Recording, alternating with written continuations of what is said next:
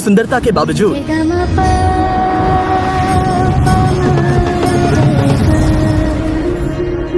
भारत में 4 करोड़ से अधिक बच्चे इस हाल में रहते हैं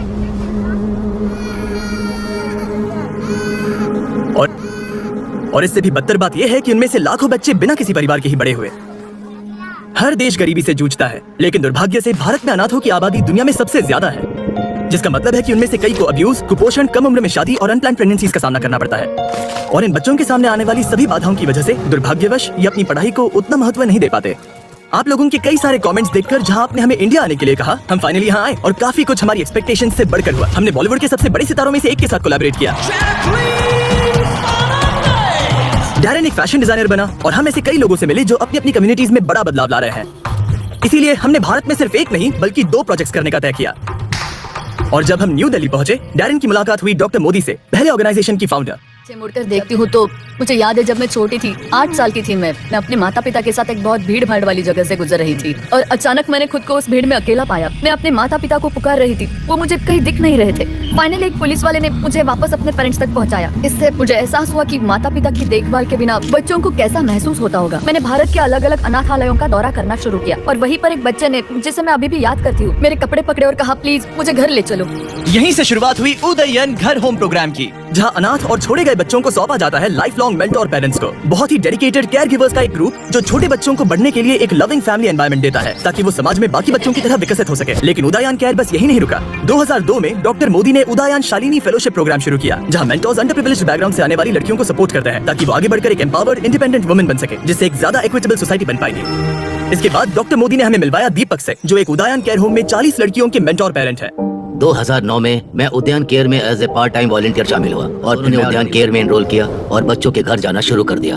और मैंने 36 साल की उम्र में ही तय कर लिया था कि 52-53 की उम्र में मैं ये कॉर्पोरेट जिंदगी छोड़ दूंगा और अपना समय, ऊर्जा, धन जो भी मेरे पास है उसे कम्युनिटी को वापस देने में लगाऊंगा। इस संगठन द्वारा किए जा रहे अविश्वसनीय कार्य के बावजूद वो अभी भी फाइनेंशियली स्ट्रगल कर रहे हैं। दीपक ने मुझे आज सुबह यहाँ का दौरा कराया और मैंने देखा कि इन लड़कियों के स्किल्स को डेवलप करने के पीछे कितनी मेहनत कर रहे हैं ताकि वे जीवन में आगे बढ़ सकें और इंडिपेंडेंट बन सके। इनमें से एक लड़की है शीतल। मेरा जन्म मुरादाबाद में हुआ था, जो कि उत्तर प्रदेश में है। मैं 4 साल की उम्र में उद्यान केयर में आई थी और मैं अपनी 4 बहनों के साथ थी। मैं सबसे छोटी हूँ। अगर मैं उद्यान केयर का हिस्सा नहीं होती ना तो शायद मैं गरीबी में ही जी रही होती, अनएजुकेटेड होती, मेरी कोई लाइफ ही नहीं होती, मेरे कोई सपने भी नहीं होते, मुझे दुनिया को बदलने या कुछ बड़ा करने की कोई आकांक्षा भी नहीं होती जिससे दुनिया का भला हो। कुछ समय में शीतल ने अपनी 12वीं पूरी कर ली और उन 3-4 वर्षों में मैं लड़कियों के साथ उनके भविष्य के करियर के बारे में जो करना चाहिए उस बारे में बहुत सारी बातें करता था। जब मैं 12वीं में थी तो मुझे भविष्य में क्या करना है ये तय करने में बहुत मुश्किल हो रही थी। मैं बहुत महत्वाकांक्षी हूँ और मैं वास्तव में लोगों के लिए कुछ करना चाहती हूँ, क्योंकि मैं जिस समाज में रहती हूँ उससे मुझे बहुत कुछ मिला है। तो अपनी कला के माध्यम से चीजों के बारे में जागरूकता बढ़ाना। शीतल ने बताया कि वो फैशन डिजाइनर बनना चाहती है। अगर आपको फैशन डिजाइनर बनना है तो आपको सबसे अच्छे इंस्टीट्यूट में जाना चाहिए, कम से कम इंडिया में।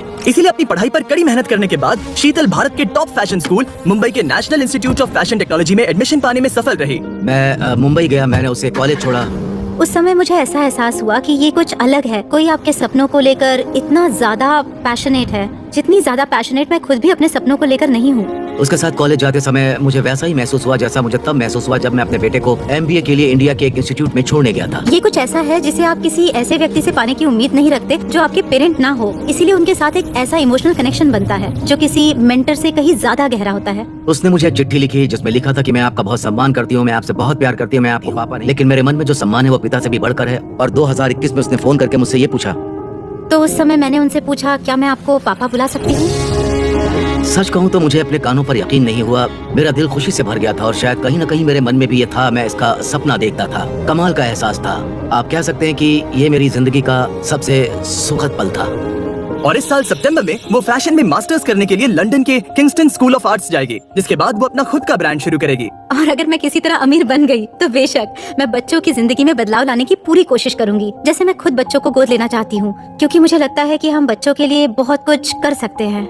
हमें सभी लड़कियों पर दीपक सर का इम्पैक्ट देखकर इतना अच्छा लगा कि हम उनके लिए कुछ खास करना चाहते थे। तो डैन ने अपनी पुरानी दोस्त जैकलीन फर्नांडिस को कांटेक्ट किया। और अगर आप नहीं जानते तो वो बॉलीवुड की एक बहुत बड़ी स्टार है जिसके करोड़ों फॉलोअर्स हैं।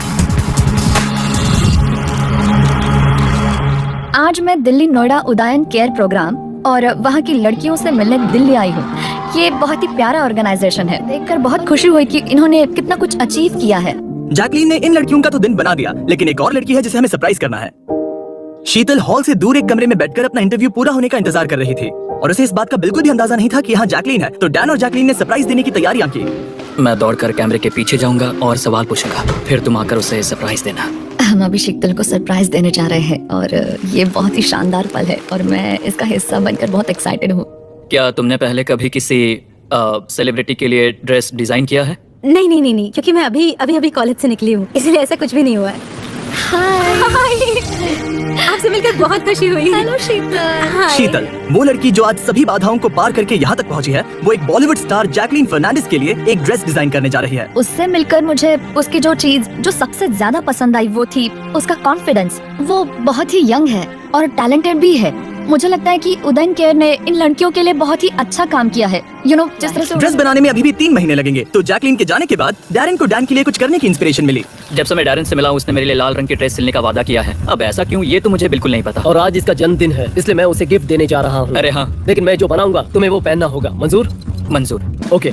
लेकिन पहले डैरन को शीतल से सिलाई सीखनी होगी। ये मशीनें बहुत पुरानी है, आपको मशीन में धागा डालकर समय सावधानी मुझे नहीं लगता उसे ये सब समझ आ रहा है। इतना मुश्किल ओह, नहीं ओके। है, पर आप इसे ऐसे हाथ से सिल सकते हैं। मुझे पता है, मैं बस देख रहा था कि तुम्हें पता है या नहीं। मैं तुम्हारा टेस्ट ले रहा था। तो शीतल की मदद पाकर डैरन का कॉन्फिडेंस थोड़ा बहुत बढ़ गया।